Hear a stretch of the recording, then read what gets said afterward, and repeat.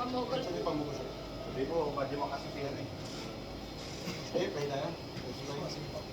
O Diyos, maraming po salamat sa bilang isang mga OFW. Kung saan we are one as a OFW. Minsan pa mga Panginoon, salamat po sa buhay ng bawat isa, ng bawat isa ng kanisan. O Diyos, salamat din po sa kwentuhan at pagpalain po tayo po magiging sugat na lakas sa lupa sa mga Jesus. Amen, amen. Okay. So, actually, Unul hisa majimak na niyo. Kuriso erkin Sabi ko, buwas pastor sa church na. So yuri boksan eh. Philippines. Philippine boksan. Pwede kang malaman yun? Pula Yung normal. yung check ko. English yun? Nice yun. Check ko. Sing. Wow, teacher. Dola, siya, pastor. Okay. Mr. Christy. So, hanggang mo tsaka sa'yo. Madya yun.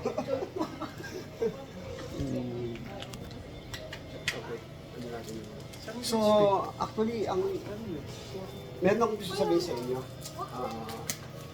Kung sino man sa inyo may gusto, ay meron kami next week, meron kami spring outdoor fellowship sa Southern Park. Doon sa cave. Cave siya na, Philippine man, cave siya na yan. Saan po pastor? Cave. Dalawang pupuntahan. Wang yung king. Yung cave. Ngayon, baka interesado kayo, i-message po kayo doon sa group chat. Interested kayo? Okay, sabihin nyo, gusto ko malaman this coming Sunday. Kasi, ang 40 seat lang ay 40 seat. Eh, mga 25 na kami. Ang isang tao, 20. Kung sabihin na namin pagkain, mula umaga hanggang hapon. Kaya kung sino na may gusto, i-grab opportunity nyo. Tapos, Ito doon. Ito na game fine. Okay. Pasige pa. tapos second, pangalawa, ang anniversary namin May 20, last Sunday. Invited namin ang ang O1, I hope so, Pag-ibig, okay? Presenting KT Foreign Center and E9. So ang target namin yung mga OFW, ma-invite namin sa church para makatulungan ng public service.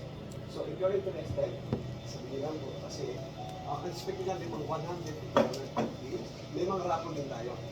May raffle pool, may mga pool, may sponsor ng mga giveaway. And then pang giveaway. So umaga, service, sa hapon, public service. So kung if you're interested, May 25 na Sunday.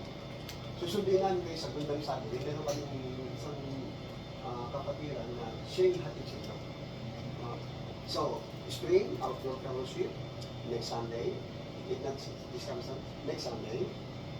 Di ba sa group chat natin, may say, pastor, pwede ako. Hindi ka pwede. At isa lang ko. Second, anniversary namin, May 25. Invited natin public service. Tapos pangatlo, kasi sa mga purpose ko talaga, ako'y talaga yung mentor. Nagpasok ako ng OFW, ano na siya. Pero pumasok akong OFW, para maranasan ko yung buhay OFW. Kasi ang isang pasok ako ng process ito, mahirap mag-advise. So sa madaling siya, dapat mentor ako ng OFW yun.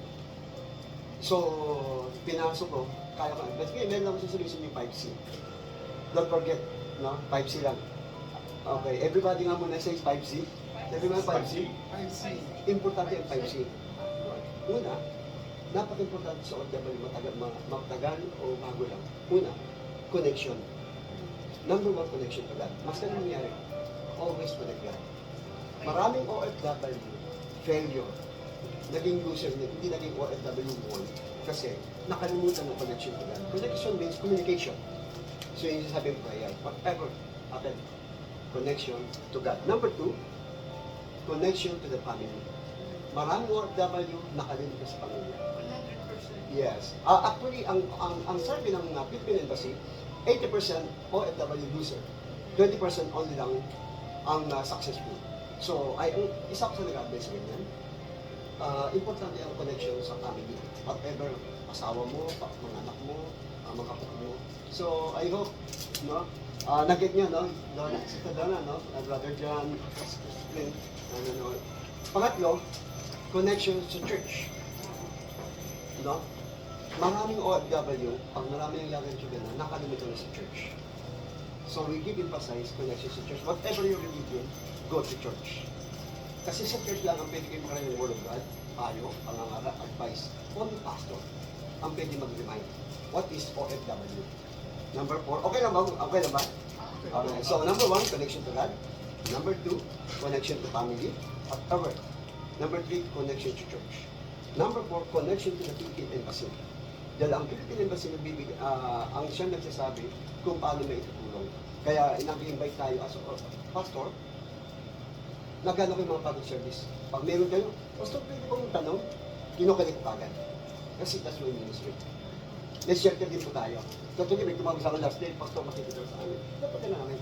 Pakakain, wala po namin sa pagkain, pauwi na rin siya, wala rin siya dito. As a pastor, trabaho namin tumulong. So, possible next week, or April 15, okay, dapat tirahin na naman kami. Just our mission. Tao makarat siya ng Word of God. Pang-lima, yung sinasabi natin, connection to the Filipino group. Kasi may mga Pilipino kapag medyo marami ng pera, wala nang pakalam sa kapag-Pilipino, di ba? Pero, maski meron tayong connection, huwag natin palamitan yung connection to God. Ngayon sa connection to God, okay lang ba? No? Yung sinasabi ng connection to God, napaka-importante yung how to be saved. No, alam ko muna sa inyo ay Christian. No? Narinig kong background nyo, kaya masaya ako. Pero yung iba, hindi masyadong malalim na yun na. So, ang ibig sabihin, how to be saved, how to share the word of God, simple lang, ABC. Everybody nga ABC? ABC. Yan, ABC. Pag naalala nyo ng ABC, I hope may pwede nyo. Ibig sabihin, how to be saved, response to men, ABC. Number 1, accept Jesus Christ as your personal Savior. Only Jesus Christ. Number 2, believe God that Jesus Christ is the Savior. And through the Holy Spirit of association, believe God is manifest in the Christ Jesus Christ. Now, kaya dali na naman ba? A, accept. B, believe. And C, confess your sin. Ask forgiveness to God. Understand. Pag ginawa natin yung how to be saved, ABC, meanwhile, ang tawag yan ay, ano siya sa doon? Brother John, ano tawag yan? Sister Brenda. Sige din. Pag ginawa yung ABC, yung type C, type ko na, save. Ibig sabihin, OFW, won. Kasi pera natin dito won. Kaya ginawa kong OFW won. Kung nais maging won, pag uwi sa bahay, huwag nyo makalimutan tatong SSS. Satisfied ka na, secured ka na, success ka pa. Ulitin ko ulit, dito tayo tatapos. Pag nawa mo yung OFW won, yung ABC number 1 connection ko rin, ang tawag sa iyo ay OFW won. Past tense ang win. Ibigin, maski umuwi ka sa Pilipinas, dapat hindi ka loser. Maraming OFW umuwi, loser. So I hope nakapagbigay ko tipalala as a evangelist pastor ng Pilipino. I remember ABC, accept, believe, and confess. 5C, connection to God, connection to the family, connection to church, connection to the Philippine Embassy, and connection like this. Pero, higit sa lahat yung ABC. So, pag uwi mo sa Pilipinas, you're one. Satisfied, secure, and success. Kaya sa church, yung turo niya yung budget, yung patungkol sa pera. Paano you know?